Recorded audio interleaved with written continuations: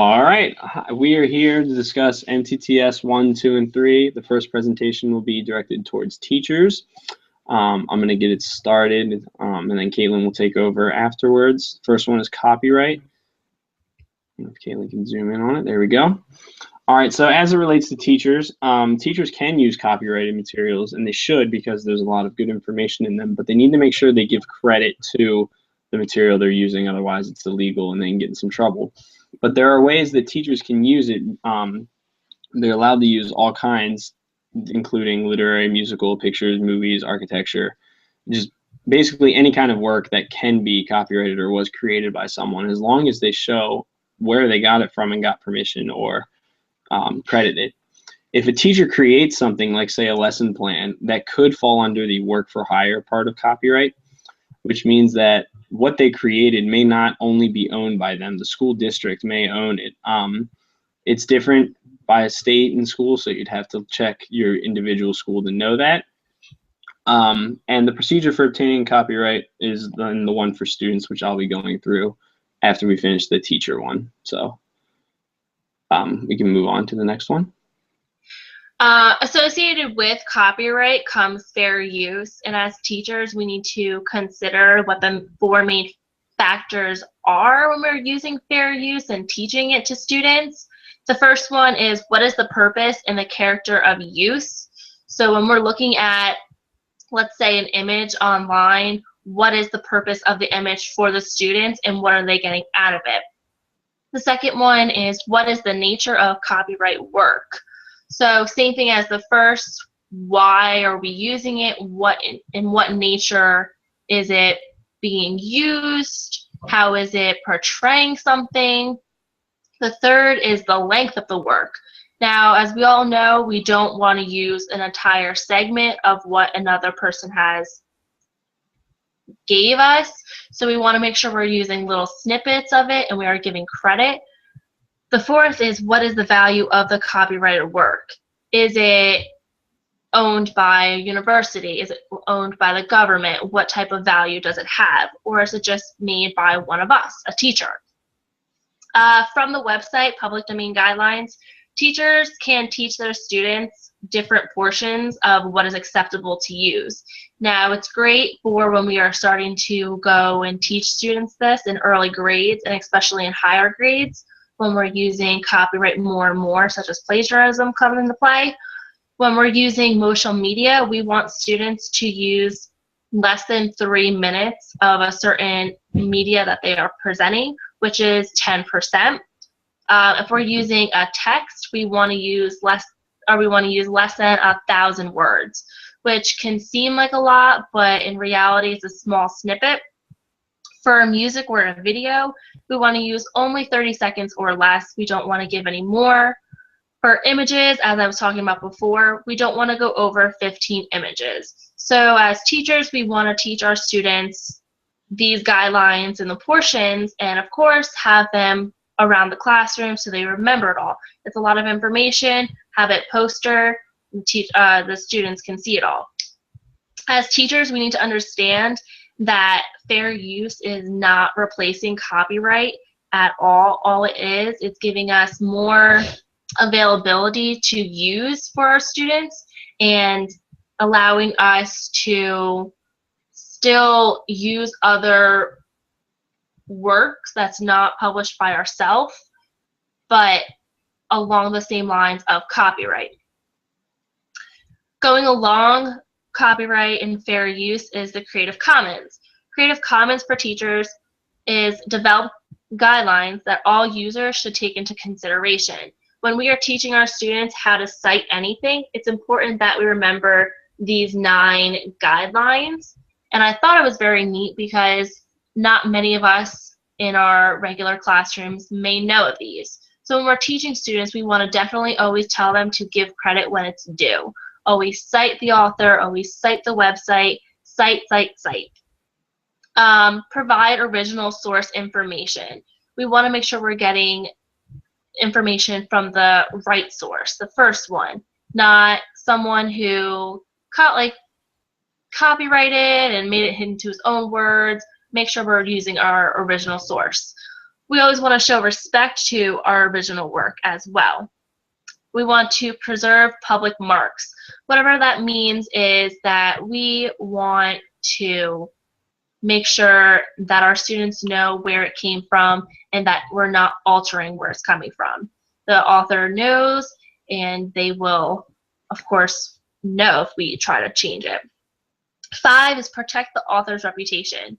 This is an important one because if we alter their own work, it's not only jeopardizing ourselves and getting ourselves in trouble and our students, but we are also ruining the author's reputation. 6 is contribute back. If we find valuable information, definitely give it back to the author or the source where we got it from. And it goes in hand with 7 because we're sharing what we've learned and we're contributing to a certain source. Maximize the potential. Get all the rich ingredients from that source. 9, support to enhance the public knowledge. So we always want to support what we're reading on the internet, in the books, images, listening on videos. We always want to listen and share our public knowledge with that. Now, there are many different ways that we can find resources, and some of the examples that I have found for us is if we go on to Google, Firefox, Yahoo, any search engine that is reliable, and we just type in Creative Commons examples, we can pull up some examples. So if we're looking for images, Pix4Learning is an awesome one. It is designed where all users have put up their images that we can borrow, for say, and we're giving credit to them. For videos, go to blip.tv. That it has little snippets of different videos that, once again, authors have uploaded to that website. And another one is soundsbible.com, where it has different sounds that we can use in all different technologies.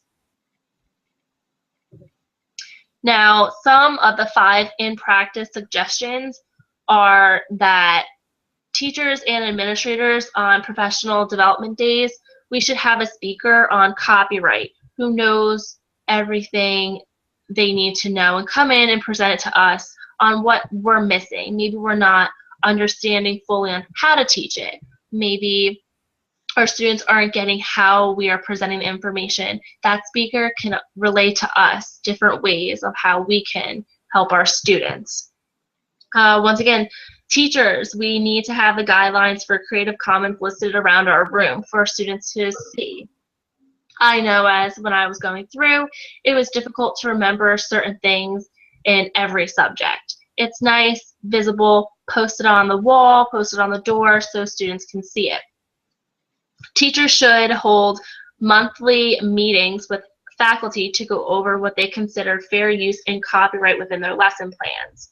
This will work great when you're working with your group, of teachers, say it's 5 of us, and we're going over what our lesson plans for the week are. If we share our suggestions on what we have found, if one of us thinks that that's a copyrighted issue, we can talk about it and then we can bring it up into a discussion. And if it is a copyright issue, we can know to knock that out and we can move on with that. And something that's definitely becoming prevalent in today's society with us is that distance learning. So no matter what, school is always in session, and we need to know that we can actually stream our copyright materials. So if you wanted to stream a video for your students to watch for education purposes or show them a picture, you are actually allowed to stream that across the internet due to the TEACH Act. That's definitely something we need to consider and know. And going along with the first point that Caitlin said, in the school, the librarian should be the one, not necessarily comprehensive copyright knowledge, but they should be the ones that know what is going on with that, as opposed to like what kind of books, what kind of movies you can use and such. They'll have the library and they'll know whether you can use those sources or not. And we can go on to the next one. It's loading very slowly. All right, so on to the divides. They overlap a lot. I'll be talking about the divides, but as teachers, we need to know that actually currently, despite what I originally thought, women are at the top of the gender divide for knowing, like, being the most technologically proficient and knowing about technology. It used to be men, and that has since changed. So knowing that, we need to, as teachers, make sure that we give proper expectations and the same expectations for both women and men, because we haven't necessarily fixed the divide, because now it's going the other way, but we need to know that with proper expectations, anyone is capable of being technologically proficient. We can go to the next one. All right, and these two definitely overlap, but basically, as teachers, we have to know that Caucasian males are at the top of the divide. It's been like that for a long time, and I mean, we know that African Americans are reporting they have less and less internet, and there's definitely different ways that we can give them the opportunity to access the internet. Any kind of race, doesn't really matter, or socioeconomic status. The methods aren't actually in the teacher one. We're presenting the student one after. I have two tools that we as teachers can use to show or give the internet to our students who may not have it for affordable or even free purposes. What we also need to know, though, is there's a lot of research on Caucasian males being at the top of the divide and African Americans being the bottom of the divide. But Latinos are not really in this research, and I came across in my research that they're not prevalent. And this is something we need to consider, because all the students, that's the fastest growing race in our country. So our classrooms are heavily becoming more and more Latino, and we need to know where they fall on this digital divide. And obviously, the socioeconomic status factor is in play, because the poorer the student, the less likely they're going to have internet. But as I'm going to show in the students' presentation, there are definitely ways for affordable and there's affordable ways for students to access the internet, is basically what I'm getting at. We can move on to the next one. Definitely need to know that, as I said before, the technology is for all people. I mean, there was a divide between men and women, and then it evened up, and now women are actually on top. So now the divide is in favor of women. If we use proper expectations and the same expectations, we can shorten the divide again. That goes along is literally we need to have those expectations no matter what.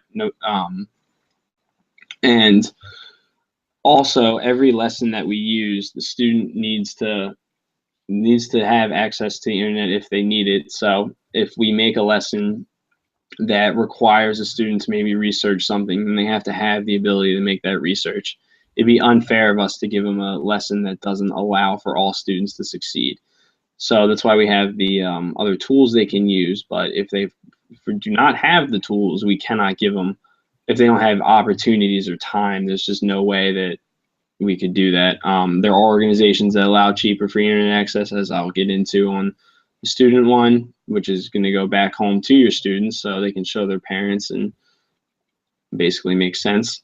And research shows that there's absolutely nothing physical that makes one gender or race more prone to learn, and that applies to any and all subject, not just technology proficiency, but math, science, any of them. So any sort of bias that could be arose from that is just, it's not warranted, because all students are capable of learning. We can go to the next one. I just want to go over one thing that Adam was talking about with the divide. Oh, yeah. We have to remember as teachers that no matter the race, the gender, or the socioeconomic status of our students, that we need to be able to present this information to them in a way that even if they don't have access to computers at home, or their families can't let them go to the library where they can access these types of tools, we need to be able to elaborate to them and make sure that they know the rules, such as copyright and fair use and cyberbullying and all of these things, because if they go home and they don't utilize that at home, they're not fully understanding it. So we as teachers need to make sure that we're presenting the information in ways that our students are going to comprehend this. Most definitely. I agree fully. All right. There we go. The acceptable use policy. This is going to be how your school district determines for you specifically as the in faculty. There's one for students as well. They coexist, but there's one for faculty and one for students. It determines how you're going to be able to use your school-owned devices and your own devices at the school. So that includes like your cell phone, obviously, and where it's okay to use and when it's not, and how that works. Obviously, you can't just have your cell phone out during the lessons. It's not professional. And the link to the Wicomico County specifically, student do's and don'ts applies directly to the faculty as well. So that's a great resource that I'll be getting into in the other presentation. We can go to the next one. Cyberbullying, we all know as teachers what cyberbullying is. We know the consequences, we know the effects of it, but do our students? Probably not. Cyberbullying comes in many different forms, and what it is, it's bullying that takes place over any electronic device, whether it be phones, whether it be iPads, computers, laptops, same thing. Any type of bullying over that. And I don't think our students are fully aware until they are getting their hands on technology. According to cyberbully statistics, the following data is what they found in our schools. Cyberbullying can take forms in many different ways, such as emails, text messaging, rumors, or even posting hurtful messages over the internet. While we might have students in younger grades not having cell phones or having access fully to a computer all the time, we have to look at it in an aspect of our older students who are maybe 4 through high school age that have access to these devices, and they need to know what the type of bullying there is. Over half of adolescents have been bullied online, which is sad to say. Maybe their teachers and educators and parents weren't as aware. So hopefully after this, in talking, we as teachers can provide them enough information that will make that number go down. 1 in 10 teens will tell an adult that they are being bullied. Right back to what I just said, if students know that cyberbullying is wrong and they know that they can come to any adult around, maybe that will lower the chances. What I thought was very astonishing when I was researching all of this for you was that girls are more likely to be involved in cyberbullying over boys. Now, as we all know, boys are boys. They like to be tough and rough and mean, whereas girls were more delicate, were seen as the delicate flowers and yada yada. But it was astonishing to know that girls are being bullied more than the boys online. We as teachers, it goes right back to the gender divide. We need to make sure that all of our students know that it doesn't matter if you are purple skinned, if you are living on Mars. Cyberbullying can happen to anyone, and we need to make sure that they are fully understanding and knowing the consequences of it all. Two-thirds of special needs, sorry, what did you say? You're good. I was going to say, we also, going along with what you were saying, with the gender divide, we also now know that women are actually at the top of technological proficiency. So them actually being more likely to be involved in cyberbullying falls directly in line with knowing that they're becoming more technologically proficient. Agreed. I didn't mean to cut you off. I'm sorry. No, you're fine. Yeah. 2/3 of special needs children have been bullied compared to others.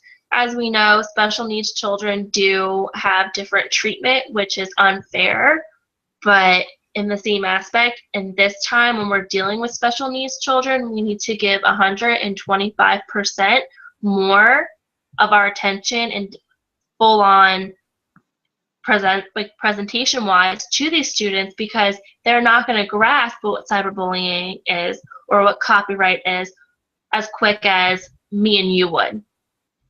Whereas we need to think about different ways to present this information. So in the 5 steps that I led for you guys, there's one on there. Providing students with education on computer management and knowing how to safely communicate through different technology devices and over the internet is important and should be discussed every time they are using the internet, have computer access, whether they are in library, whether we are going to the computer lab for math or science or reading. We need to always tell them that, although it's going to be really repetitive for them. Finally, it will sink into their heads and know that they cannot cyberbully anyone, that it is wrong. They will know all the rules for technology. They will know when to cite, when not to cite. It all overlaps with one another. The 5 in-practice suggestions that I have for you is that we as teachers can send home monthly reports on what cyberbullying is, how we can stop it, how we can actually detect it, and give parents resources for students. So let's say if a student is being cyberbullied and maybe the parents aren't aware, if we send home the parents resources, that maybe both us and the parent can team up and we can end the cyberbullying for that student. Teachers and administrators can make sure that the policy is up to date with cyberbullying and safety. This is a big one that I feel is every year in the beginning of the school year, we need to all sit down and make sure that every policy we have is up to date. Things change, technology advances, we need to keep up with it. Creating a school-wide cyberbullying task force was a different one that I came up with. While we have no bullying zone, creating a task force of students and also teachers, we can make sure that there's no bullying going on school property and that we as administrators are keeping our students safe. We can also organize parent-teacher meetings that allow us to talk with the parents about the importance of cyberbullying and what to look for in the signs of students. We all know that we spend 8 or more hours with these children. It's our responsibility for when they walk in these doors and when they walk out the doors. Even when they go home with their parents, they are still our responsibility somewhere in our hearts. So it is our job to make sure that they know and they have the right resources no matter where they turn. We as teachers can have students research different cyberbullying and they can present to us in different ways of their understanding. As I said before, cyberbullying comes in different forms. Students can research one that they want to do and maybe they can act out a skit, or they can present to us in a presentation, or they can do a silent motion. They can create however they want using anything they want, and it will give them more awareness since they're doing hands-on activities. This is just our resource pages of all of our resources that we have provided for you throughout this presentation. There are links. We have it all listed in APA style for you. This is all that I believe is for us as teachers. Yes. And we have the student ones as well in the other presentation. Let's move on to that one. Now, as Adam was saying before, this one is geared for you students and the parents. I'm waiting for it to just load up so it gets a little clearer, sorry. All right, now copyright for students. Students definitely need to know, just as teachers do, that they have got to give credit where credit's due. So if they're using copyrighted work, they need to cite it. The teachers should teach, obviously, how to cite the information. Students can always go to the teacher to know how to cite the information. And as well for students, just as teachers can create something and have it be copyrighted as well. Students have the same thing. If they're given an assignment and they come up with a crazy awesome presentation, or they write a book for a class, or they can come up with any kind of literary work or any kind of work at all. The same kind of thing applies though. Their work may actually be owned by the school district and not them, but again, that goes on to the specific district and state and how that works. All copyright materials actually need to be required through legal means, which means even if it's available for free necessarily or over the internet, if a student uses something that is found to be used, be acquired illegally, like illegally downloading, or you filmed something when you weren't supposed to, that becomes a legal issue at that point. And the student will have to. With younger students, that won't be a big issue, but with older students, it could be, especially with all of them being so technologically proficient. They'll actually know how to do that, so we have to watch out for that. That's why we have things like Turnitin to try and stop that from happening. And copyright, students should know that copyright is time sensitive, so they can use older works, which means if it's like classical kind of work or classical literary work or classical musical work, the copyright, if it hasn't been renewed, will actually disappear. So they can look and see whether they even have a copyright on the work that they're using. And go to the next slide. Wait for it to load so I can see it. Okay. Just as I was saying in the teacher one, there's a process for obtaining a copyright. And since I felt that the students would benefit from this more so than the teachers, here's exactly how to do it. It's a simple application. They can do it online or it's through mail, and it's a series of questions just listed out for them. And they have to know to obtain a copyright, you have to write about what the work is you want to copyright, who originated it, and information about the person applying, which could mean that if you're making a copyright about something you created, the person applying may not actually be you because the school may own it, but that just becomes the district. And how the state does it, it's not nationwide. It's how your specific district handles it. Then you have to sign it 3 times, and then you tell it where to send the copyright, so where your address is. And it's actually a fairly easy process that was linked to in one of the resources. It's just one form you can just fill out. So it's definitely not jumping through tons of legal barriers to obtain a copyright. It's something all students should know how to do, especially if they're going to be doing some upper level or higher level education. Moving on to the next one. Okay, so when we're dealing with fair use, students and the parents should know, once again, the 4 main factors. So in the classroom, you as a student need to know the purpose you are using for it. What are you intending to do with it? Second, what is the nature of the material? As I said before, is it a work? Is it an image? How are you using it for your own sake? Is the length appropriate? Are we using an entire document, or are you using only 2 sentences? That is what we need to learn and what our guidelines will tell us. The 4th one, the value of the copyrighted material. Is this a scholarly source, or is this something that another teacher has wrote? This is the value of what the copyrighted material means. Students need to remember that a text needs to be less than 1,000 words. Music should be less than 30 seconds. Pictures have to be less than 15 images, and motion media should be less than 3 minutes. Now, as I said, in my classroom, these would be posted all over the place, especially near computers. Students tend to forget. It's okay once in a while, but having these reminders set up across the room, you as students won't forget as frequently, and you'll become accustomed to know and remember them.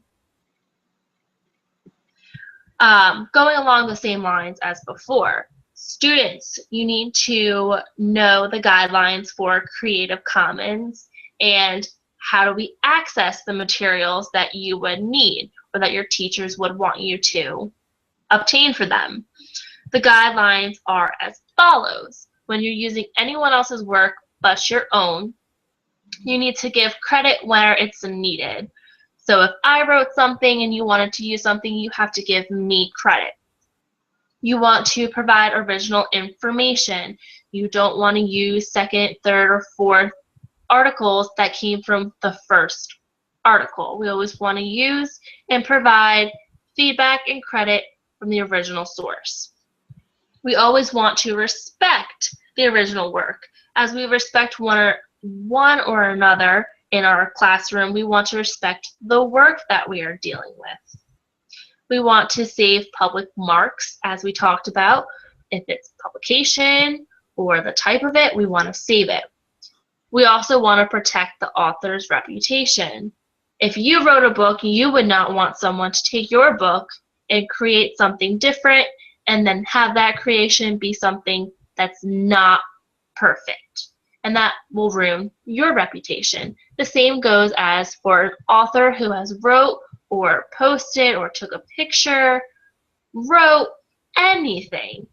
You are jeopardizing their reputation. So we, as a class, we need to protect the author's reputation. We also want to contribute back to the author. So if you found some cool information or you have an awesome idea, share it back. And maybe that can be worked into his work or her work. You want to share your findings. It goes piggybacking right into the contribute back part. You want to maximize the potential of the work that you're using. So don't just use it for one little snippet. Get the full potential. Get all of the nitty-gritties out of it that you can. And you want to support the efforts that the author has wrote and that for yourself as well. This all comes from the article of the public domains. Now, as students, you will find these materials through the search engines such as the Google, Yahoo, or Firefox. Those are always found on the desktop of the computer, either one of those three. It doesn't matter which one, they are all good. What you would do is first you would want to start and go to the Creative Commons website. You just type in creativecommons.org and it brings you right to the website. Then they have listed for you of where you can go for images and sounds and motion media and videos. They give you all these awesome websites. Or you can also just type into say Google, type in images, and Flickr will come up, which is an awesome one that I have used for myself in my classroom. Or if you typed in sounds, freesound.org gives you awesome snippet of sounds that can be used in presentations, in social media. All of that ties together. All right, I'm waiting for it to load and get a little clearer for me. All right, as stated, with the teachers, obviously, I guess for parents, this is not necessarily for students, although I guess it's not bad for students to know as well where they stand. Obviously, females are at the higher end of the technological literacy category. It's just the same thing applies here. Same thing. It's kind of repetitive.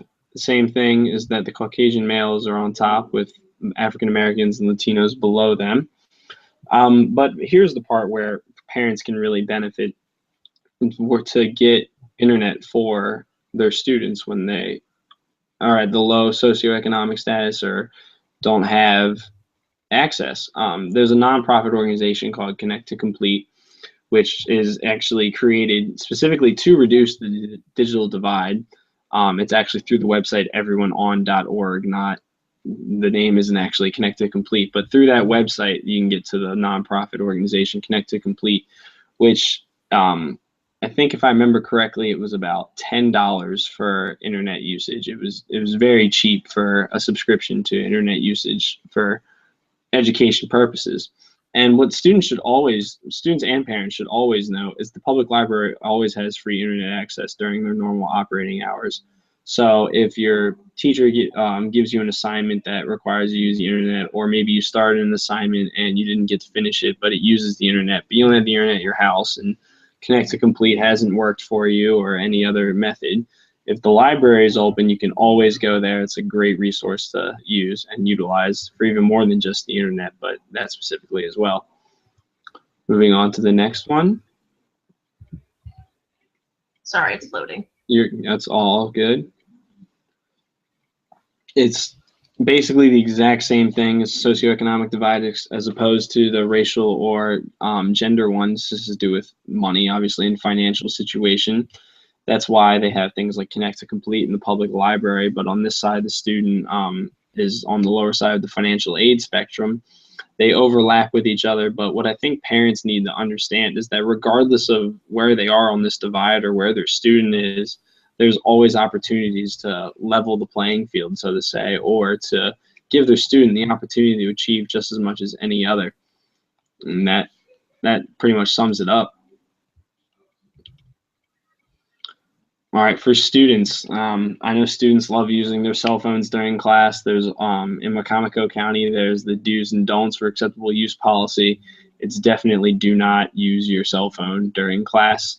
But the do's and don'ts there's the actual policy, which I have listed in the reference page, which is just the long legal document. But there's also the do's and don'ts, which is just for students, and it's like a quick snapshot of things that tell you how to utilize your own devices, the school's devices, and how to use just technology in general, just the etiquette that's required of it. So students are bringing not necessarily just phones, but they could be bringing a gaming system. Where is an appropriate time to use that? Your school's do's and don'ts policy will tell you.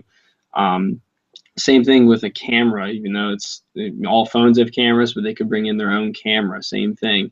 If if they're using their own school's devices, they need to know how to operate those as well. And the do's and don'ts policies, I think it's 2 pages, so it's not heavy reading like the full policy. And I think that should definitely be sent home to the students as well. And you should also look it over as a parent so you know what your student's getting into. Moving on to the next one.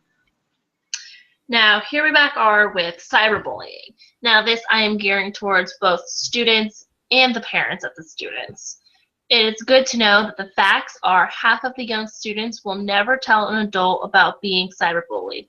Going back to when I was telling the teachers, students, you need to tell an adult if you fear or if you believe that you are being cyberbullied. They can put a stop to it. Any adult can help you in this situation.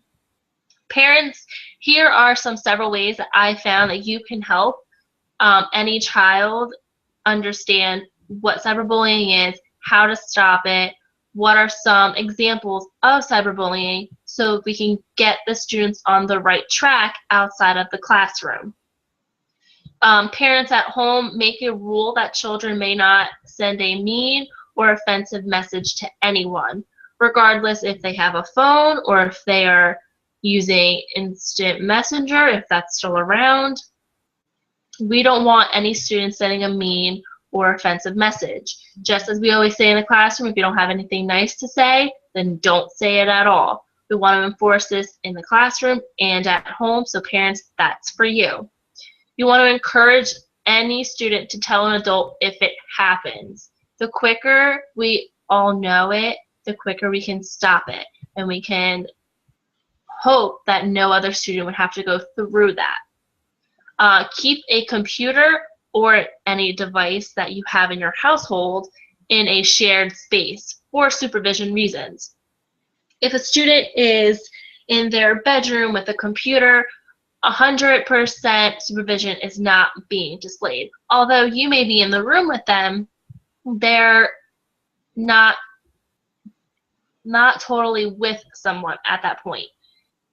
Keep the computer, any devices, out in the open so you can check on them, make sure that they're doing what they're supposed to be doing, that they're not on anything harmful, that they're not sending any mean messages, all the same aspects that we do in the classroom.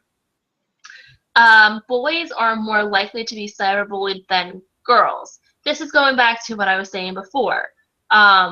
Statistically proven that girls are being cyberbullied more than boys. As Adam was saying before, that goes with the gender divide. Girls are on top, whereas men used to be on top, so now girls are being more bullied than boys. So it's just a typo in your in the presentation, Yes. then. So we apologize for that, but it's actually girls are more likely. Mean, hurtful comments is the most common type of cyberbullying that takes place in our schools. Whether it be passing notes to one another, messaging each other when you're on the computer, whether you're texting somebody when you're on your way home from school, mean, hurtful comments, that is all considered cyberbullying. You are not doing it face to face, you are doing it in other means. Cyberbullying is not something that we want to take lightly, as we don't take bullying lightly. Bullying and cyberbullying are co-hand with one another. We don't want any student to feel that they cannot feel safe, whether they're at school, walking home, or at home in general. These all tie in together with one another. Cyberbullying, we don't want students in low social economic status to be feeling that they're going to be victim of anything. So parents, if you are educating your students at home what cyberbullying is and giving the resources that I have given you, there would be no reason why students would be partaking in cyberbullying. And going to the next page, we have some resources for both students and parents. So parents, you can click on the links and it can give you more access to the information that we have provided you. And they actually have some really good insight onto how to handle situations, such as copyright issues if you're at home with them, or racial divides, anything along those lines. Always remember to ask questions. We say this in the classroom, we say it at home. Ask questions if you need clarifying. Never be afraid to talk to an adult. This is geared towards students. It may seem scary to go to an adult and say whether or not so-and-so is doing something wrong because they will think it's being tattletaled. It is not. It is always okay to go and tell an adult something. It's better to be safe than sorry. Once again, you guys can click on the links for more resources. And that is all on the Prezis. All right, thank you for clicking through. We appreciate you all watching, learning with us, teachers and students and parents. We'll continue another time. Thank you again.